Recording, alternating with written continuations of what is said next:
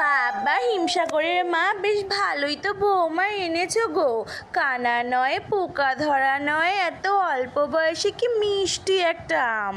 হ্যাঁ গো চৌষা দিদি, ওই জন্যই তো কাঁচা মিঠে মা আর হিমসাগরের বিয়েটা দিয়েই দিলাম। দুজনের কম্বিনেশনে কি ভালো একটা আচার হবে বলো তো। কিন্তু হিমসাগর, তুই এত মুখ বেজার করে দাঁড়িয়ে রয়েছিস কেন বাবা?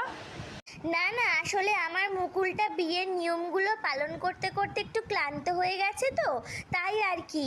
চলো আমরা এখন যাই, ওদের একটু আলাদা ছেড়ে দিই। উফ মা, তুমি না আর আমাকে মুকুল বলে ডাকবে না। আমি যথেষ্ট বড় হয়েছি, আমি এখন আম। তাছাড়া আমি আগেই বলেছি যে আমি এই বিয়েটা। চুপ কর। যত বড় বোটা না তত বেশি আঠা। অল্প বয়সে বেশি পাকিস না, স্বাদ ভালো হবে না বলে দিলাম। আচ্ছা আচ্ছা থামো, এখন চলো আমার সাথে। কাল বউ ভাতের আয়োজন করতে হবে তো নাকি? দেখো কাঁচা মিঠে, আমি শুধু আমার বাবা মার জোর করাতে তোমায় বিয়ে করেছি। এর থেকে বেশি কিছু আশা করবে না আমার থেকে। আমি শুধু আমার আম্রপালিকেই ভালোবাসি। আমি তোমার সাথে মিলে আচার হতে চাই না। আমি আম্রপালির সঙ্গে মিশে ম্যাঙ্গো জুস হতে চাই। কি বললে? তুমি আমার মতো একটা ভালো জাতের আম ছেড়ে ওই হাইব্রিড মালটার পেছনে পড়ে আছো? একটা মিশ্র প্রজাতির আম কোথাকার।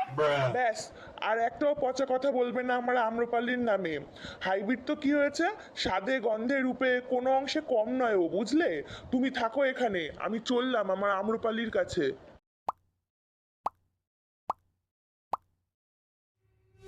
চোষানা মল্লিকা না নই নই রে ফজলি, খেলি চিনিমিনি চিনিমিনি চিনিমিনি মন নিয়ে আম্রপালি। আম্রপালি? এই তুমি তুমি এখানে কি করতে এসেছো? আজ তোমার ফুলসজ্জা তো, যাও ওই ওলাউঠি কচি খুকি কাঁচা মিঠের কাছে যাও। না আম্রপালি, বাবা মার চাপে আমি কাঁচা মিঠেকে বিয়ে করেছি। না হলে ওরা আমায় গাছের ডাল থেকে তাড়িয়ে আমায় ত্যায্য আম করে দিত। তাহলে এখন এসেছো কেন? এখন ভয় করছে না ত্যায্য আম হয়ে যাবার? না, কারণ আমি বুঝতে পেরেছি আমি তোমায় ছাড়া বাঁচবো না। করে দিক আমায় ত্যায্য আম, আমি আর ওই গাছের ডালে ফিরবো না। আমি তোমার সাথে তোমাদের গাছের ডালেই ঘর জামাই হয়ে থাকবো।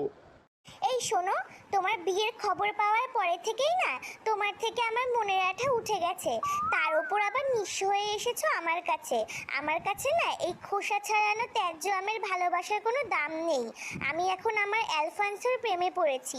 বিদেশি আম, বুঝলে, অনেক দাম। ও আমায় ফ্রুটস বুকে রিকোয়েস্ট সেন্ড করেছিল, কি হ্যান্ডসাম দেখতে। তারপর থেকেই চ্যাটিং শুরু হয় আমাদের। তুমি এখন যাও, আমার এখন কয়েকটা রিলস বানিয়ে আমার অ্যালফান্সোকে সেন্ড করতে হবে। ডিস্টার্ব করো না তো। ছি, কাঁচা মিঠে ঠিক কথা বলেছিল। একটা হাইব্রিড মাল, মিশ্র প্রজাতি যখন যাত্রার সাথে মিশে যায়, হাট। এই, ওটা ল্যাংড়া না? যাই, ওর সাথেই একটু দুঃখের পোকাগুলো শেয়ার করে একটু হালকা হয়ে নি বরং। তুই না বোম্বাই, তোর দ্বারা কিচ্ছু হবে না। এখনো পর্যন্ত একটা বিয়ে করতে পারলি না। আর আমায় দেখ, বউ থাকতে ওই যে হিমসাগরের মালটা আম্রপালি, ও তো আমার প্রেমে হাবুডুবু খাচ্ছে রে। কিন্তু আম্রপালি তো জানে যে তুমি বিবাহিত। আরে ধুর, ও জানে না কি আমি ল্যাংড়া। ও জানে আমি অ্যালফান্সো। বিদেশি মাল ভেবে বেশ ভালোই আঠা লাগাচ্ছে আমায়। এই দেখ, ফ্রুটস বুকে অ্যালফান্সোর নামে ফেক অ্যাকাউন্ট খুলে বেশ ভালোই চ্যাটিং চালাচ্ছি আম্রপালির সাথে।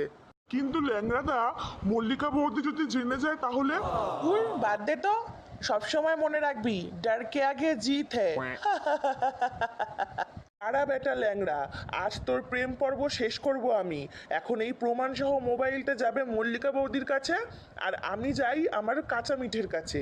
আর বাকি রইল আম্রপালি, তুই থাক তোর ওই ফেক অ্যালফান্সো বিদেশি ল্যাংড়ার আশায়। কি দিল তো তোমার আম্রপালি ভালোবাসার খোসা ছাড়িয়ে? তুমি ঠিক বলেছিলে কাঁচা মিঠে, ওই আম্রপালি আমার ভালোবাসার যোগ্যই নয়। আজ আমি ভালোভাবেই সেটা বুঝতে পেরেছি। আমি তোমার সাথে মিশেই আচার হতে রাজি বউ।